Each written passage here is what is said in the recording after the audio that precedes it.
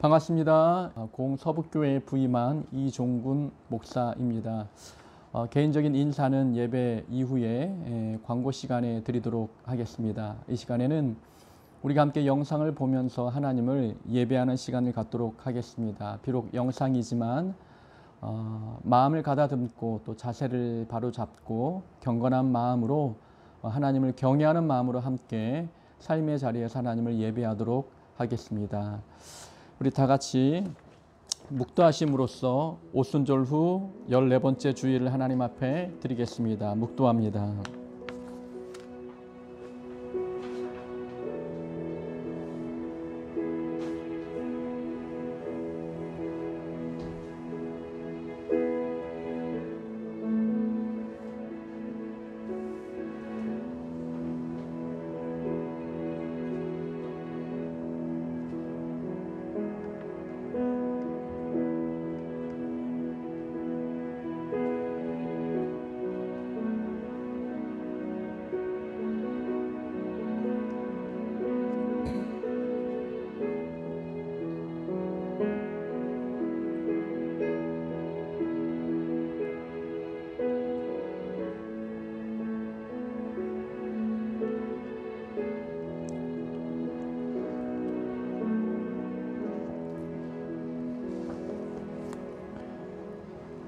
만군의 여호와여, 주의 장막이 어찌 그리 사랑스러운지요.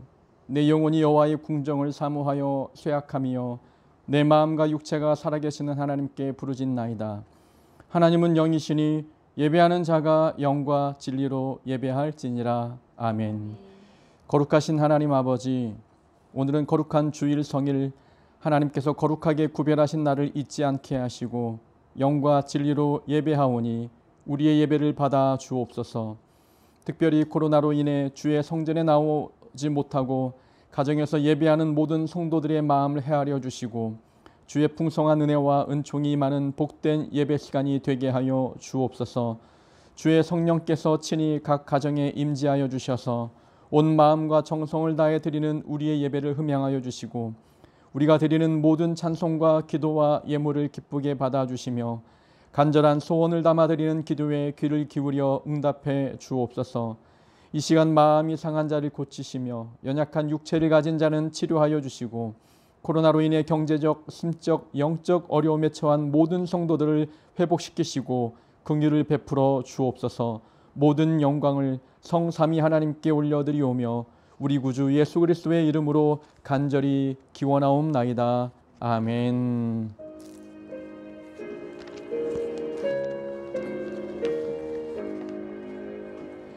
만복의 근원 하나님, 온 백성 찬송 드리고 저 천사여 찬송하세. 찬송 성부 성자 성령 아멘.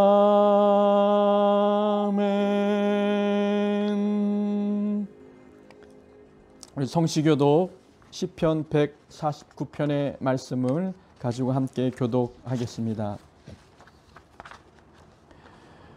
할렐루야. 새 노래로 여호와께 노래하며 성도의 모임 가운데에서 찬양할지어다. 이스라엘은 자기를 지으신 이로 말미암아 즐거워하며 시온의 주민은 그들의 이름으로 말미암아 즐거워할지어다. 춤추며 그의 이름을 찬양하며 소고와 수금으로 그를 찬양할지어다. 여호와는 잠시 백성을 기뻐하시며 겸손한 자를 구원으로 아름답게 하시리로다. 성도들은 영광 중에 즐거워하며 그들의 침상에서 기쁨으로 노래할지어다. 그들의 입에는 하나님께 대한 찬양이 있고 그들의 손에는 두 날 가진 칼이 있도다. 이것으로 문 나라에 보수하며 민족들을 벌하며 그들의 왕들은 시술로 그들의 귀인은 철거락으로 결박하고 기록한 판결대로 그들에게 시행할지로다. 이런 영광은 그의 모든 성도에게 있도다. 할렐루야. 아멘. 사도신경으로 하나님 앞에 신앙 고백 드리겠습니다. 나는 전능하신 아버지 하나님 전지의 창조주를 믿습니다. 나는 그의 유일하신 아들 우리 주 예수 그리스도를 믿습니다. 그는 성령으로 잉태되어 동정녀 마리아에게서 나시고 본디오 빌라도에게 고난을 받아 십자가에 못 박혀 죽으시고 장사된 지 사흘 만에 죽은 자 가운데서 다시 살아나셨으며 하늘에 오르시어 전능하신 아버지 하나님 우편에 앉아 계시다가 거기로부터 살아있는 자와 죽은 자를 심판으로 오십니다. 나는 성령을 믿으며 거룩한 공교회와 성도의 교제와 죄를 용서받는 것과 몸의 부활과 영생을 믿습니다. 아멘. 찬송가 214장입니다.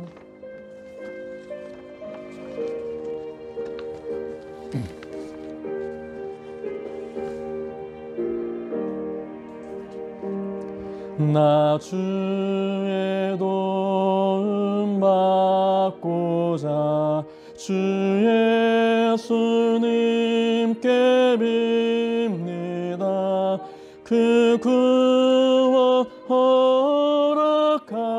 허락하시사 날 받아주소서. 내 모습 이대로 주 받아주소서. 날 위해 돌아가신 날 받아주소서. 큰 죄에 빠져 영죽을 날 위해 피 흘렸으니 주여 상대로 빚으사 날 받아주소서. 아멘. 내 모습 이대로 주 받아주소서. 날 위해 돌아가신 주 날 받아주소서.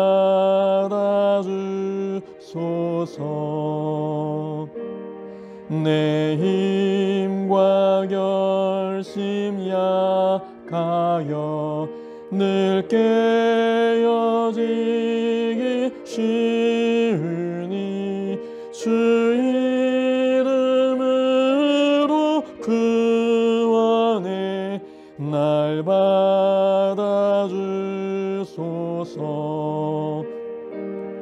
내 모습 이대로 주 받아주소서. 날 위해 돌아가신 주 날 받아주소서. 내 주님 서신 발 앞에 나 꿇어 엎드렸으니 그 크신 역사 이루게 날 받아주소서. 내 모습 이대로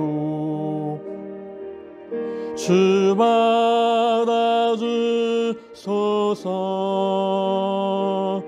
날 위해 돌아가신 주 날 받아주소서.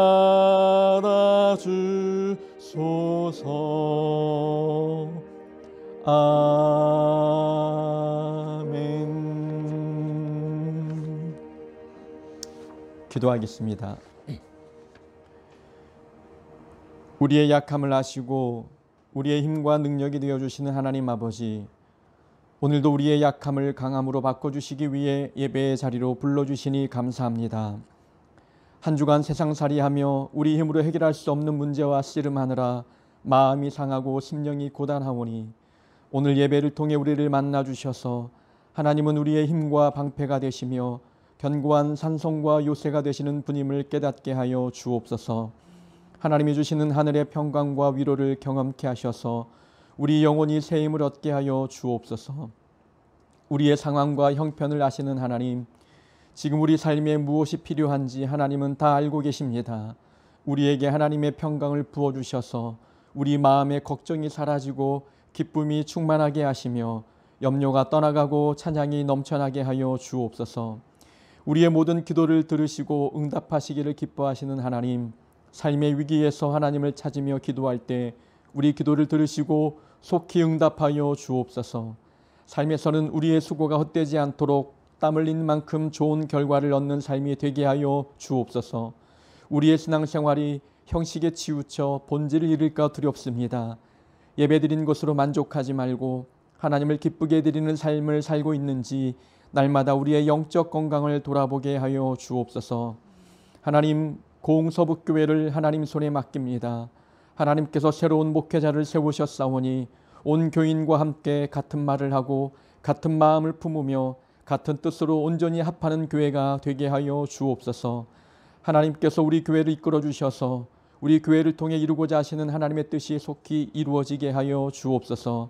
오늘 말씀을 들을 때에 돌같이 굳었던 우리 마음이 깨지게 하시며 말씀을 삶에 실천하여 하나님을 기쁘시게 하는 열매 맺는 삶이 되게 하여 주옵소서. 예수님의 이름으로 기도하옵나이다. 아멘.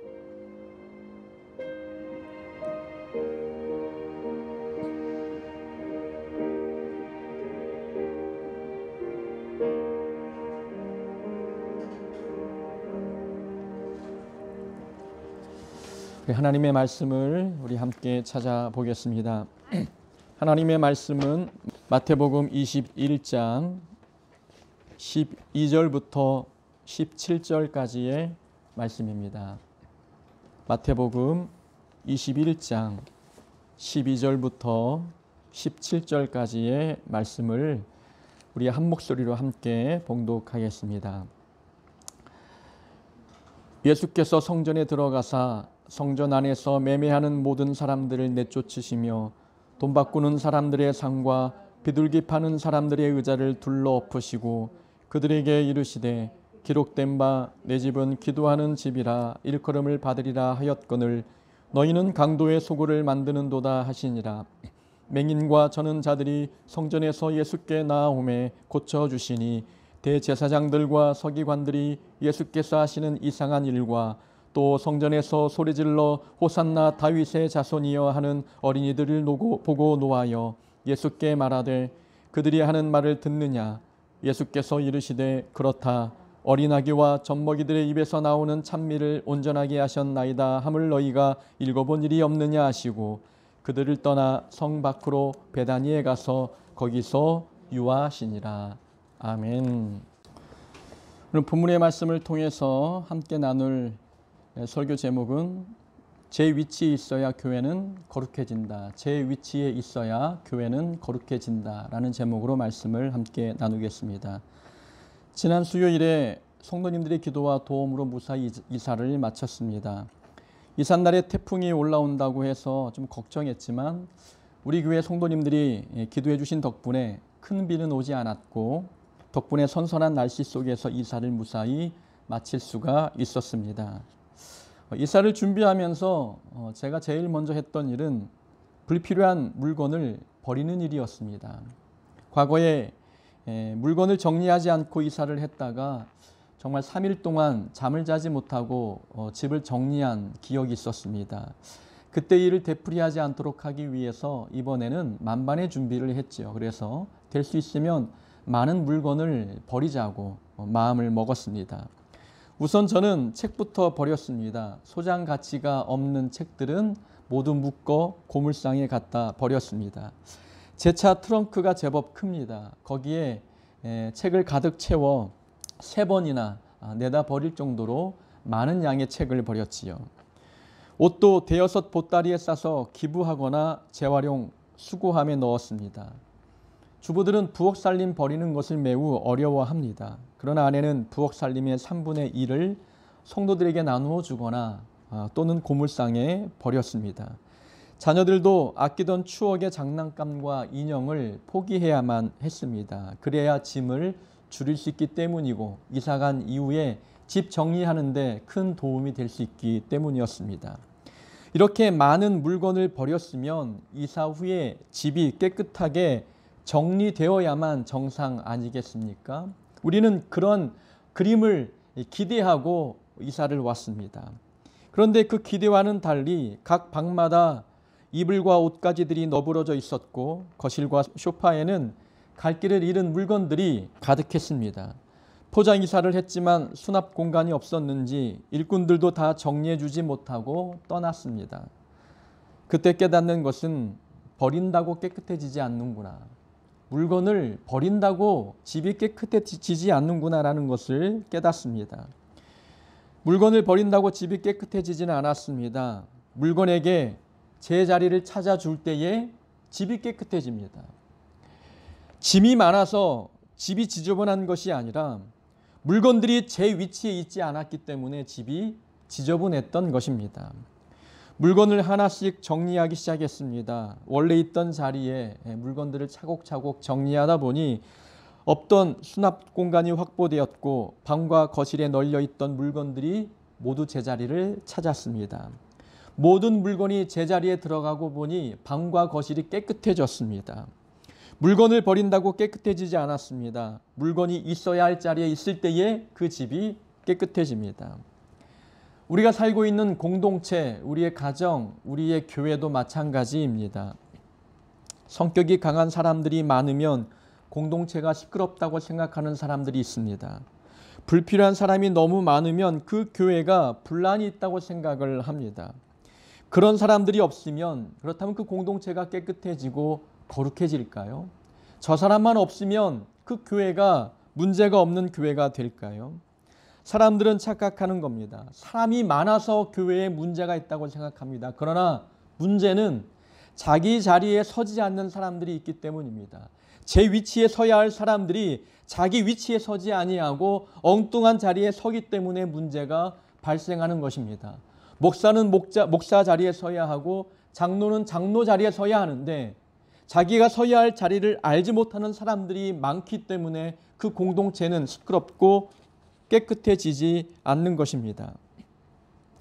제가 부목사로 섬겼던 한 교회는 당회만 열리면 장로님과 목사님이 다투셨습니다. 좋게 표현해서 다투었다 말하는 것이지 실제로는 욕설과 겁박이 오갔습니다. 장로님은 밤낮으로 장문의 문자를 목사님께 보내 정신적으로 힘들게 했고 성도들을 선동해 목사님 반대파를 만들어 목사님을 괴롭혔습니다. 1년 넘게 참으신 목사님은 결국에는 항존직들을 모으셨고 간담회를 통해 누가 잘했는지 누가 잘못했는지 판단하고자 하셨습니다. 그동안 장로님이 했던 욕설, 그분이 보냈던 문자 이것들을 증거로 차곡차곡 모아 놓으셨고 그 증거를 토대로 이 장로님을 치리하거나 또는 출교하고자 했습니다. 자, 간담회가 열렸습니다. 항존직들은 누구 편을 들어주었을까요? 교인들은 어느 쪽 편도 들지 않았습니다. 교인들이 말했습니다. 장로님을 출교시키려면 목사님도 나가시고 또 목사님을 쫓아내고자 한다면 장로님 당신도 나가라는 것이 항존직들의 의견이었습니다. 그러니 싸우지 말고 서로 양보하고 화해하고 서로 사랑하라고 촉구했습니다. 두 분은 저 사람만 없으면 교회가 조용해질 것이라고 생각했습니다. 공동체를 지저분하게 만드는 사람은 내가 아니라 저 사람이라고 착각했습니다. 저 사람만 버리면 교회도 평안해질 수 있다고 생각한 것이 바로 그분들이었습니다. 그러나 성도들의 생각은 달랐습니다. 이것은 누구의 문제가 아니었습니다. 성격이 강한 사람이 있기 때문에 이 갈등과 이 분쟁이 일어나는 것이라고 성도들은 생각하지 않았습니다. 한 분은 교회의 영적 리더였고 한 분은 교회의 어른이었습니다. 이 두 분이 싸운다는 것은 어느 쪽도 잘한 일이라고 할 수 없으니 속히 화해하고 용서하라고 촉구했습니다. 그 말씀은 본래의 자리로 돌아가라는 것입니다. 목사는 목사의 자리로 돌아가고 장로는 장로의 자리로 돌아가라는 것이 성도의 요구사항이었습니다. 목사는 겸손히 성도를 섬기고 사랑하고 용서하고 말씀대로 사는 것, 그것이 목사가 서야 할 자리이며, 또한 장로는 겸손히 순종하고 충성하는 것, 그 자리가 바로 장로가 서야 할 자리임을 성도들은 원하고 있었습니다. 자기의 자리에서 이탈했기 때문에 갈등과 분쟁과 다툼이 있었던 것입니다. 마음에 들지 않는 사람을 버린다고 교회가 깨끗해지는 것은 아닙니다. 있어야 할 자리에 서서 자기 역할을 잘 감당해야 그 교회가 거룩해집니다. 이것은 목사나 장로에게만 해당되는 일이 아닙니다. 권사도 권사의 자리에 서야 하고 집사도 집사의 자리에 올바로 서서 그 직분에 맞는 역할을 감당할 때 그 공동체는 깨끗해지고 세상의 소금과 빛의 역할을 감당할 수 있습니다. 물건이든 사람이든 자기 자리에 있어야 그 가치가 올라가고 공동체가 깨끗해집니다. 예수님께서 성전에 들어가셔서 매매하는 사람들을 내쫓으셨고 돈 바꾸는 사람들과 비둘기 파는 사람들의 상을 엎으셨습니다. 성전을 깨끗게 하셨던 것이지요. 예수님께서 말씀하셨습니다. 내 집은 기도하는 집이라. 그러나 너희는 강도의 소굴로 만드는구나. 장사꾼들은 시장에 있어야 어울리는 사람들이고 성전은 기도하는 사람들이 있어야 할 곳입니다. 자기가 있어야 할 곳에 있지 않고 엉뚱한 곳에 있다 보니 그 성전은 주님 보실 때 지저분했고 더러웠습니다. 그러한 더러운 성전 안에서 신앙생활하는 성도들의 믿음 생활 온전할 리 없었습니다. 장사꾼들이 성전 안으로 들어오게 된 이유는 제사장들이 타락했기 때문입니다. 원래 장사꾼들은 먼 지역에서 온 예배자들을 돕기 위한 그 목적으로 장사를 시작했습니다. 먼 거리에서 가축을 몰고 오다 보면 그 가축에 흠이 생길 수도 있고 또 먼 거리를 여행할 때 지칠 수 있기 때문에 성전 가까운 곳에서 하나님께 드릴 제물을 살 수 있도록 배려해 준 것입니다. 올바른 예배를 하나님 앞에 드리도록 돕기 위해서 매매하는 자들이 성전 부근에 있었지만 이제 여기에 이권이 개입되기 시작했습니다. 장사꾼들은 더 좋은 자리를 차지하기 위해 제사장들에게 뒷돈을 주기 시작했고 그러면서 장사꾼들은 점점 성전 안으로 더 깊게 들어오기 시작했습니다. 제사장들에게 자리값을 주었기 때문에 장사꾼들은 더 많은 이윤을 남기기 위해서 해야 되는 일은 재물을 비싼 값에 파는 것입니다. 비둘기 한 마리 값은 시중보다 80배가 더 비쌌습니다. 장사꾼들이 파는 재물이 비싸기 때문에 예배자들은 집이 멀어도 집에서부터 가축을 끌고 왔습니다. 그러면 제사장들은 이 가축을 검사하면서 이 가축은 흠이 있으니 하나님께 드릴 만한 재물이 되지 못한다고 트집 잡기 시작했고 결국 장사꾼들에게 가 재물을 사라고 강요당할 수밖에 없었습니다. 그렇게 해야 제사장에게도 이윤이 남기 때문이었습니다. 이런 제사장을 제사장이라 할 수 없고 이런 성전을 성전이라 할 수 없었습니다. 제사장도 자기 역할에서 이탈했고 성전도 본래의 기능을 잃어버렸습니다. 말씀과 기도에 전무해야 할 제사장들이 돈과 권력에 집착했습니다. 원래 있어야 할 자리에 있지 못한 이 제사장의 모습을 보시고 예수님은 책망하시며 성전을 깨끗이 정결케 하셨습니다. 성전은 기도하는 집인데 타락한 제사장들로 말미암아 그 기도하는 집이 강도의 소굴로 변해 버렸습니다. 교회가 거룩하고 깨끗하려면 모든 성도들이 자기 자리를 지켜야 합니다. 자기 자리에서 자기 역할에 최선을 다할 때에 그 모임, 그 공동체가 하나님 보실 때에 거룩해집니다. 저는 목사입니다. 목사가 서야 할 자리가 어디일까? 저는 제가 서야 할 자리를 잊지 않기 위해서 늘 마음에 품고 있는 성구가 있습니다. 주의 종은 마땅히 다투지 아니하고 모든 사람에 대하여 온유하며 가르치기를 잘하며 참으며 거역하는 자를 온유함으로 훈계할지니. 다투지 않는 것, 온유한 것, 가르치기를 잘하는 것, 또 참는 것, 온유함으로 훈계하는 것. 이 역할이 목사가 해야 될 역할이고 그 역할이 있는 자리가 제가 서야 할 자리입니다. 제가 서야 할 자리를 잊지 않기 위해서 늘 기억하는 말씀이 바로 방금 읽어드렸던 디모데 후서의 말씀입니다. 성도님들은 어떤 자리에 서야 합니까? 그 자리에서 어떤 역할을 감당해야 합니까? 내 자리를 찾지 못하고 내 역할을 찾지 못한다면 내가 속해 있는 공동체는 나로 말미암아 분란이 일어나고 시끄러울 수밖에 없습니다. 우리는 본문을 통해서 우리가 지켜야 할 영적 자리는 무엇인지, 또 그 자리에서 우리는 어떤 역할을 감당해야 할지 한번 찾아보고자 합니다. 자, 앞에서 설명드렸듯이 성전 안에 매매하는 사람들이 있었습니다.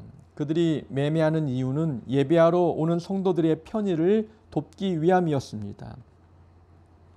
처음에는 좋은 의도에서 장사가 시작이 되었지요. 그러나 그 편리함이 제사장들을 타락으로 인도했습니다. 편리함이 꼭 좋은 것만은 아닙니다. 신앙생활에서 편리함은 오히려 경계 대상입니다. 편해지려는 마음은 게으름으로 이어지고 게으름은 타락으로 이어집니다. 신앙생활의 목표는 편한 삶을 사는 것이 아닙니다. 신앙생활의 목표는 편한 삶이 아니라 거룩한 삶입니다. 우리는 본문을 통해서 깨닫는 교훈이 하나 있습니다. 그것은 우리는 하나님의 자녀라면 편안함을 추구하지 말고 거룩함을 추구해야 된다라는 것입니다. 이것이 우리가 서야 할 자리이며 우리의 역할입니다.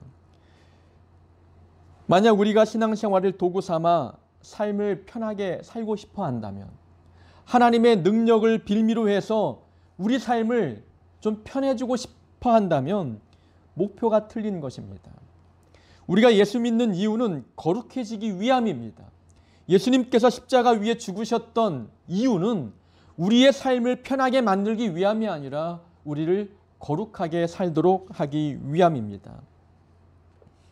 하나님께서 이스라엘 백성들을 광야길로 인도하신 목적이 있었습니다. 그 목적은 편한 삶을 살도록 하기 위함이 아니라 거룩한 삶을 살도록 하기 위함입니다. 그런데 백성들은 편한 삶을 기대했습니다. 백성들이 하나님의 인도함을 따라가면 편한 삶이 펼쳐질 줄 알았습니다. 그러나 그 길이 광야길이었습니다. 척박한 땅이었고 먼지가 날리는 곳이었습니다. 배고팠고 목이 말랐습니다. 그런 길을 걸어가며 백성들이 했던 행동은 불평과 원망이었습니다. 하나님 따라가면 편안한 삶이 주어질 줄로 생각했기 때문에 그들의 삶은 매일이 불평이었고 날마다 원망이었습니다. 그런데 하나님께서 이 백성들을 광야길로 인도하신 목적은 편한 삶을 주기 위함이 아니었습니다. 거룩한 삶을 살게 하기 위함이었습니다. 애굽에서 종노릇하며 살았던 백성들, 그들이 가나안 땅에서 온전히 하나님을 예배하도록 하기 위해서는 이 광야 생활 속에서 그들은 노예 근성을 벗어버려야만 했습니다. 오직 하나님의 사람으로 거듭나야 했습니다. 거룩함을 갖추고 가나안 땅에 들어가야 했기 때문에 하나님은 이 백성들을 척박한 광야길로 인도했습니다. 그러나 편한 것만 추구했던 백성들은 자기가 서야 할 자리를 지키지 못했고 자기가 해야 할 역할을 찾지 못했습니다. 그들은 결국 우상 숭배라는 큰 죄에 빠져 신앙의 선로에서 탈선하고 말았습니다. 오직 하나님만 의지하도록, 오직 하나님만 바라보는 법을 배우도록 하기 위해서 광야길로 인도했지만 편한 삶만을 추구했던 백성들은 하나님의 목표와는 다른 삶을 소원했기 때문에 그들은 광야에서 죽고 말았습니다. 세례 요한이 광야에서 메뚜기와 석청을 먹으며 훈련받았던 목적, 바울도 다메섹 도상에서 예수님을 만난 후 광야에서 3년을 훈련받았던 목적, 그 목적은 모두 거룩한 삶을 살기 위함이었습니다. 거룩한 삶을 추구하는 사람이 있고 어떤 사람은 편안한 삶을 추구하는 사람들이 있습니다. 우리는 어떤 사람입니까? 우리는 편안함을 추구합니까? 아니면 거룩함을 추구합니까? 거룩함을 추구하는 사람들은 불편함을 감수합니다. 말씀대로 살면 손해볼 것을 압니다. 예수 믿는다는 것은 가시밭길을 걷는다는 것을 알고 있습니다. 주님을 따른다는 것은 넓은 길이 아니라 좁은 길을 걷는다는 것을 알고 있습니다. 그래도 그 길을 포기하지 않는 이유는 우리는 편한 삶을 살기 위해서 주를 따르는 것이 아니라 거룩한 삶을 살기 위해서 주님을 따르는 자들이기 때문에 그렇습니다. 우리는 편안함을 추구하기보다 거룩함을 추구하는 자들이 되어야 합니다. 코로나 사태로 학생들이 등교 수업을 하지 못하는 일들이 많아졌습니다. 가정에서 온라인 수업을 하는 학생들, 그 결과는 어떠하겠습니까? 참 편하지 않겠습니까? 학교 가지 않고 집에서 온라인 수업을 하는 것 참 편한 일입니다. 며칠 전 뉴스를 보니까 그렇게 온라인 수업을 하는 학생들에게 나타난 결과는 학력 격차가 심해졌다는 것입니다. 잘하는 아이는 더 잘하는데 중간 정도 되는 실력 아이들은 성적이 떨어져서 중위권 아이들이 없어지고 다 하위권 아이들이 많아졌다는 보도였습니다.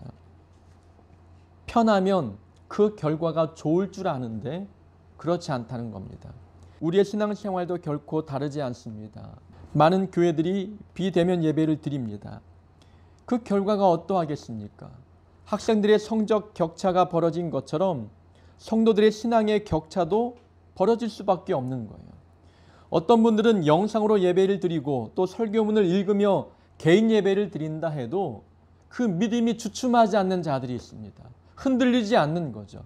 어떤 방식으로 예배를 드려도 하나님을 향한 믿음이 견고한 사람들이 있습니다. 오히려 믿음이 더 성장하지요. 사태가 어려울수록 더 하나님 붙들면서 더 영적으로 성숙해지고 깊어지는 자들이 있습니다. 그러나 그 반대의 사람들도 분명 존재한다는 것입니다. 중위권 학생들이 사라진 것처럼 평범한 성도들 중에 하위권의 믿음 생활을 하는 자들이 더 많아지고 있다는 것입니다. 하나님은 중심을 보시는 분이라 옷차림이 어떠하든 어떤 자세로 예배를 드리든 그건 하나님께는 중요하지 않아 라고 말하는 자들도 있지요. 자기의 게으름을 합리화시키는 말들입니다. 편안한 옷차림에 세수도 하지 아니하고 영상 앞에 앉아 예배드리는 그런 모습들을 우리 주변에서 종종 볼 수 있습니다. 편안함을 추구하는 사람들, 예배 시간에 편안함을 추구하고 주어진 삶 속에서 편안함만을 추구하는 사람들은 거룩함과는 거리가 먼 삶을 살 수밖에 없습니다. 점점 신앙의 격차가 커질 수밖에 없는 것이지요. 우리는 편안함을 추구하는 자들이 아니라 거룩함을 추구하는 자들입니다. 성전 안에 매매하는 자들이 가득했던 것, 좀 더 예배를 편하게 드리도록 돕기 위해서 성전 안에 매매하는 자들이 많았습니다.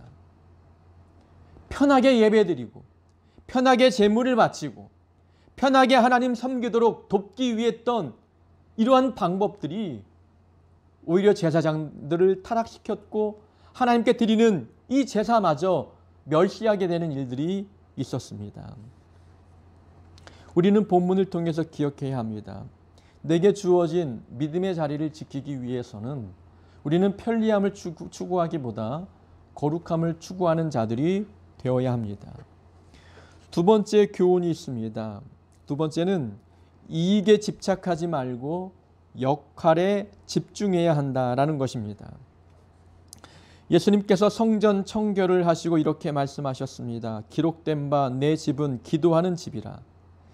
예수님은 성전을 기도하는 집이라고 말씀하셨습니다. 그런데 제사장들이 그 기도하는 집을 강도의 소굴로 만들었다라고 말씀하셨습니다. 기도하는 집과 강도의 소굴 참 대조적이지 않습니까? 강도는 자기 이익을 추구하는 사람입니다. 남의 것을 빼앗아 자기 배를 채우는 사람이 강도이지요. 성전이 강도의 소굴이 되었다는 것은 제사장들이 성도의 주머니를 갈취해 자기 이익을 채웠다는 것을 의미하는 것입니다. 그러나 기도하는 집은 하나님께서 성전에 부여해 주신 역할입니다. 교회는 기도하는 집입니다. 하나님을 만나는 장소이며 하나님의 뜻을 발견하는 곳입니다. 교회는 내 이익을 얻어가는 것이 아니라 하나님의 뜻을 받들어 삶의 자리로 가는 것, 그것이 바로 교회입니다. 우리가 믿음의 선로에서 벗어나지 않으려면 역할에 집중해야 합니다. 강도는 자기 이익에 집중하지만 그러나 기도하는 집이라는 것은 교회의 역할이 곧 기도하는 곳이라는 것입니다. 예수님은 본문에 보니까 맹인과 저는 자들을 고쳐주셨습니다. 교회의 역할을 회복시켜 주신 것이죠. 돈 바꾸는 자의 그 돈소리가 사라지니 찬양하는 소리가 들리고 예수님이 기적을 행하시는 놀라운 사건들이 드러나기 시작했다는 것입니다. 많은 종교 지도자들이 이익에 집착했지만 예수님은 역할에 집중하고 있는 모습을 보여주고 계십니다. 교회는 이익 집단이 아닙니다. 교회가 이익에 집착하면 부자는 환대하고 가난한 자는 천대할 것입니다. 그것뿐이겠습니까? 학력과 권력으로 사람을 판단하고 사회적 위치로 사람을 평가하는 일이 교회 안에 존재하게 되어버립니다. 이익에 집착하면 전도를 강조하고 헌금을 강요하며 충성과 헌신으로 압박합니다. 그러나 역할에 집중하면 가난한 자가 오든 누가 오든 환대할 수밖에 없는 겁니다. 그게 교회가 해야 되는 역할이기 때문에 그렇습니다. 누군가 실수하고 잘못하면 용서해주고 사랑해주고 끊어진 관계들을 회복하는 일들이 교회 안에 있게 됩니다. 교회의 역할이 바로 그러하기 때문에 그렇습니다. 박원호 교수님이 쓴 책에 이런 글이 있습니다. 그대로 읽어드리겠습니다. 교회가 교회 자체를 위해 존재하는지 하나님 나라를 위해 존재하는지를 알 수 있는 길은 그 강조점에 있습니다. 교회 자체를 위해 존재하는 교회는 충성을 강조하고 헌신을 강조하고 숫자를 강조하고 헌금을 강조하고 그리고 복종을 강조합니다. 반면 하나님의 나라를 위해 헌신하는 교회는 사명을 강조하고 의로움을 강조하고 섬김을 강조합니다. 교회가 이익을 추구하는 집단인지 아니면 역할에 집중하는 공동체인지 그 교회의 내용을 보면 알 수 있다는 것이지요. 저는 건강한 교회의 척도는 규모가 아니라 역할에 있다고 믿습니다. 그래서 제가 마음에 품고 있는 교회론 4가지가 있는데 그 중에 2가지만 소개해 드리겠습니다. 저는 교회는 학교와 같은 곳이 되어야 한다고 생각합니다. 학교는 가르치는 곳이고 또 배우는 곳입니다. 자, 성도들이 세상과 싸워 이기려면 힘이 필요하겠습니까? 아니면 지식이 필요하겠습니까? 많은 성도들이 이단에 넘어가고 거짓된 가르침에 넘어가는 이유는 힘이 없어서가 아니라 지식이 부족하기 때문에 그렇습니다. 지식이 없어서 세상을 이길 수 없는 거예요. 그러니까 교회를 많은 사람들은 훈련소의 개념으로 생각합니다. 우리가 세상을 이기려면 훈련받아야 된다는 거예요. 그 모든 훈련들이 어떤 종류의 훈련이겠습니까? 근육이 붙고 힘이 강해지면 세상을 이길 수 있습니까? 세상은 간교하게 우리를 유혹합니다. 그 세상과 싸워 이기려면 지식이 필요하고 지혜가 필요합니다. 그래서 교회는 학교와 같은 곳이 되어서 성도들에게 올바른 지식이 무엇인지, 올바른 하나님의 뜻이 무엇인지를 가르쳐야 합니다. 그래서 교회는 학교와 같은 역할을 감당해야 합니다. 그래야 성도들이 올바른 배움을 통해 세상을 이겨나갈 수 있습니다. 그리고 또 교회는 병원과 같은 곳입니다. 자, 성도들은 전쟁터와 같은 세상에서 생존을 위해 싸우고 있습니다. 지쳐있고 또한 상처받고 많은 사람들이 삶의 고단함 속에서 위로와 사랑을 갈구하고 있습니다. 이런 성도들이 교회에 나오는 이유가 무엇 때문이겠습니까? 위로받고 격려받고 또 용서받고 사랑받기 위해서 교회에 나오는 것 아니겠습니까?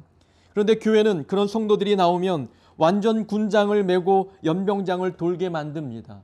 훈련받아야 된다는 것이죠. 세상을 이기려면 훈련받아야 된다는 것입니다. 다리를 절고 또한 상처 입고 피를 흘려가고 있는 성도들에게 필요한 것은 연병장이 아니라 의무실이죠. 병원이 필요한 겁니다. 교회는 병원과 같은 곳이 되어야 합니다. 말씀으로 상처받은 영혼들을 치료하는 그런 병원과 같은 역할을 해야 하는 곳이 바로 우리의 교회입니다. 교회가 이익에 집착하지 않고 역할에 집중한다면 교회가 어떤 사명들을 감당해야 되는지 답은 분명합니다. 분명 건강한 교회의 척도는 규모가 아닙니다. 역할입니다. 우리 고흥서북교회는 건강한 교회입니까? 우리는 올바른 역할을 제대로 감당하고 있는 교회입니까?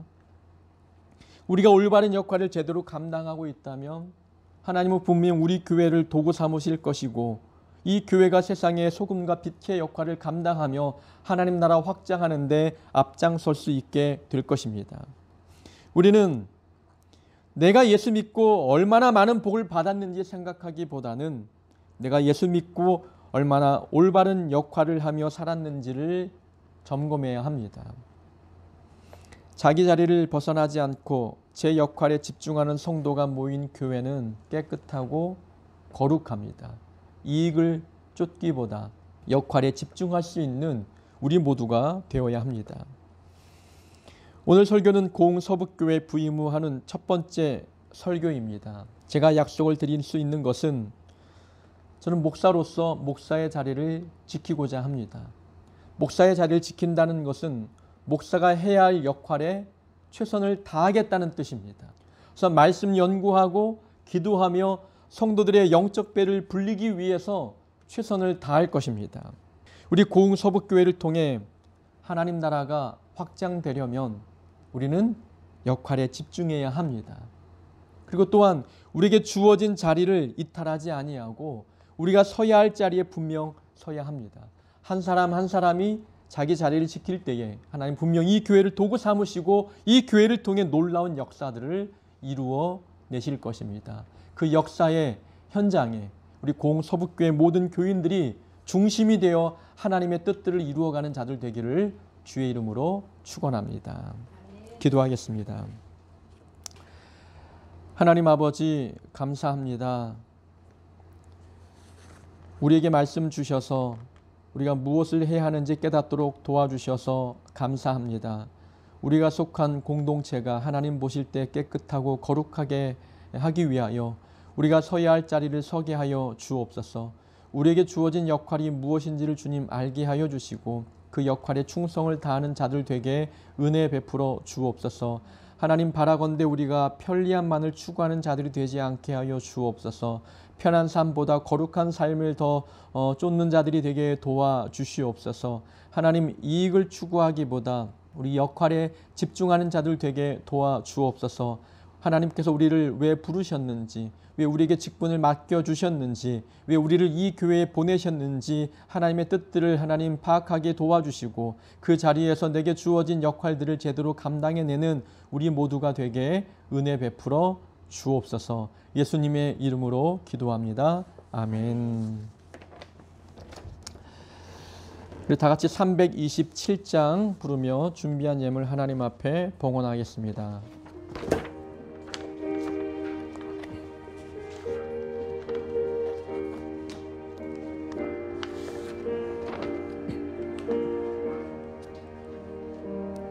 주님 주실 화평 믿음 얻기 위해 너는 정성껏 기도했나.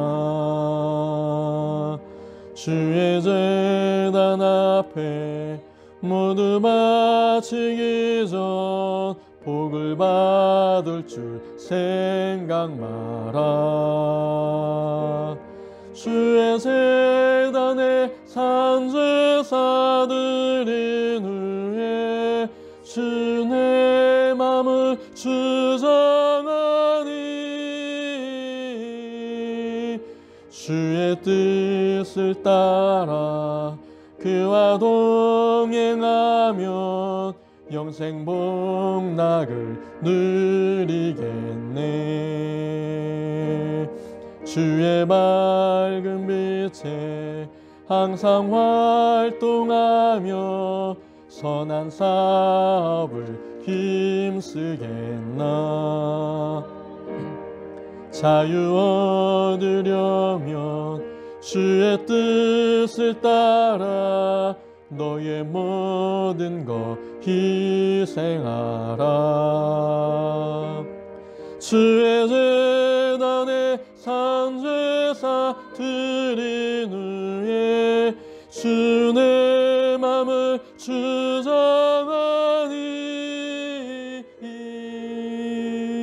주의 뜻을 따라 그와 동행하면 영생 복락을 누리겠네.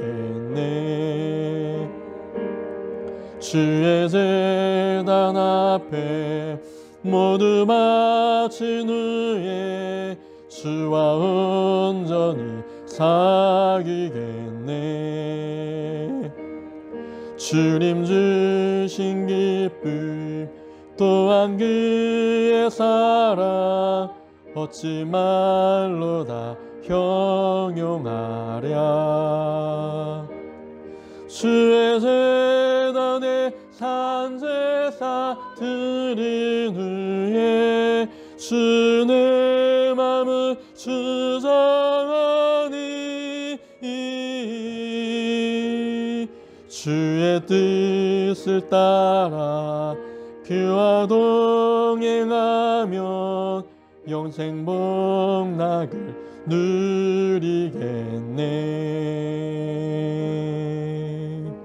아멘. 하나님 아버지 감사합니다. 거룩한 주일 하나님 앞에 예배하며 하나님께 지금껏 받은 은혜에 대하여 감사하는 마음으로 예배드리게 하시고 그 감사를 작은 헌금 봉투에 담아 하나님께 드리게 하심을 감사드립니다. 하나님, 저희가 드린 이 예물이 물질뿐만이 아니라 우리 마음의 고백, 삶의 고백도 담겨있게 하여 주옵소서. 우리에게 주어진 은사와 달란트도 하나님을 위해서 사용하게 하여 주시고 무엇보다 우리의 시간과 인생의 계획까지 하나님께 드렸사오니 모두 받으시고 하나님 뜻대로 사용하여 주옵소서. 하나님, 우리 마음에 하나님께 드릴 것들이 더 많아지게 하여 주시옵소서. 하나님께서 우리에게 부어주신 그 은혜를 계수하게 하시고 우리가 하나님께 드리는 것들을 아까워하지 않는 믿음의 사람들 되게 은혜를 더하여 주시옵소서.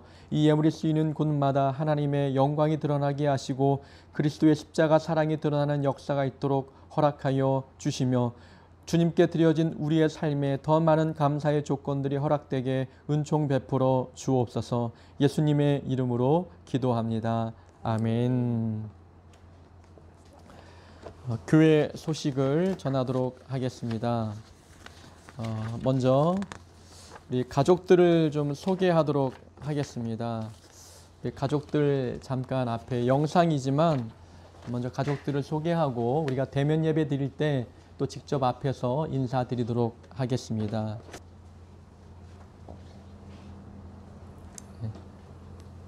예, 순서대로 섰습니다. 제 아내고요. 그리고 우리 큰딸 대학교 3학년이고요. 둘째 딸 고등학교 3학년, 그리고 아들 고등학교 1학년입니다.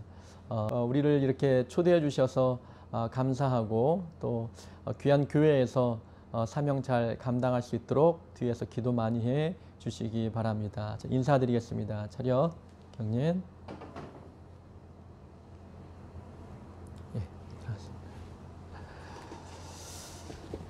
부족한 종을 청병해 주시고 아름다운 교회를 섬길 수 있도록 기회 주신 하나님께 감사와 영광을 올려드리고 고흥서북교회 모든 성도님들께 또한 감사드립니다.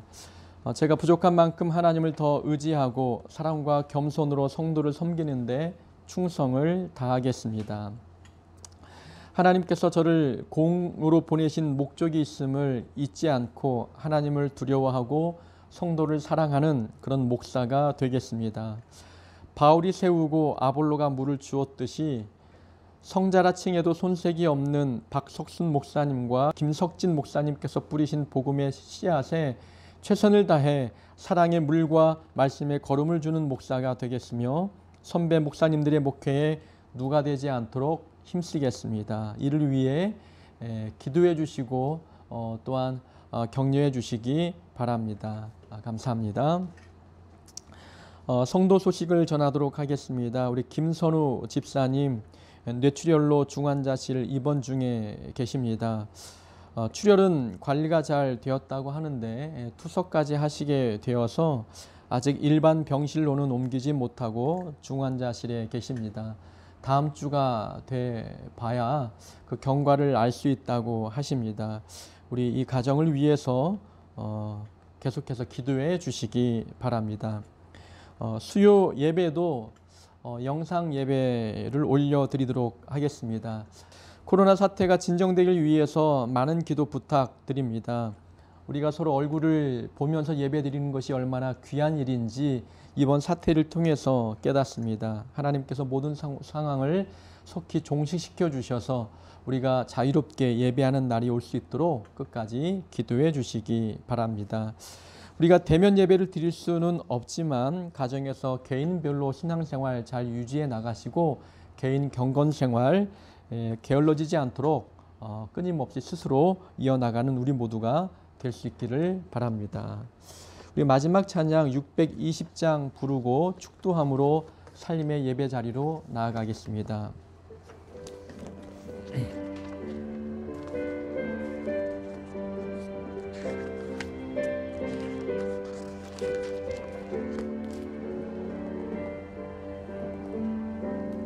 여기에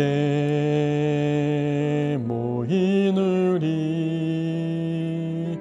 주의 은총 받은 자여라. 주께서 이 자리에 함께 계심을 아노라. 언제나 주님만을 언제나 주님만을 찬양하며 따라가리니 시험을 당할 때도 함께 계심을 믿노라. 이 믿음 더욱 굳세라. 주가 지켜주신다.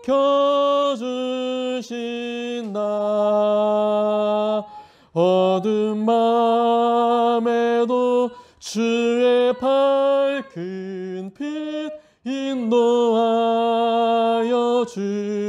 주신다. 주님이 뜻하시니 헤아리기 어렵더라도 언제나 주 뜻 안에 내가 있음을 아노라. 사랑과 말씀들이 나를 더욱 새롭게 하니 때로는 넘어져도 죄의 승리를 믿노라. 이 믿음 더욱 굳세라. 주가 지켜주신다. 어두운 밤에도 주가 밝은 빛 인도하여 주신다. 여기에 우리 사랑받는 주의 자녀라. 주께서 뜻하신 바 우리 통해 펼치신다. 고통과 슬픔 중에 더욱 주님을 의지하오니 어려움 이겨내고 주님 더욱 찬양하라. 이 믿음 더욱 크세라. 주가 지켜주신다. 어두운 맘에도 주의 맑은 빛 인도하여. 아멘. 이제는 우리 주 예수 그리스도의 은혜와 하나님 아버지의 크신 사랑과 성령님의 교통하심이 우리에게 주어진 자리를 지키며 또한 우리에게 맡겨주신 사명의 역할을 감당하기로 다짐한 우리 공서북교회 모든 성도들 머리 위에 지금부터 영원히 함께하옵기를 축원하옵나이다. 아멘.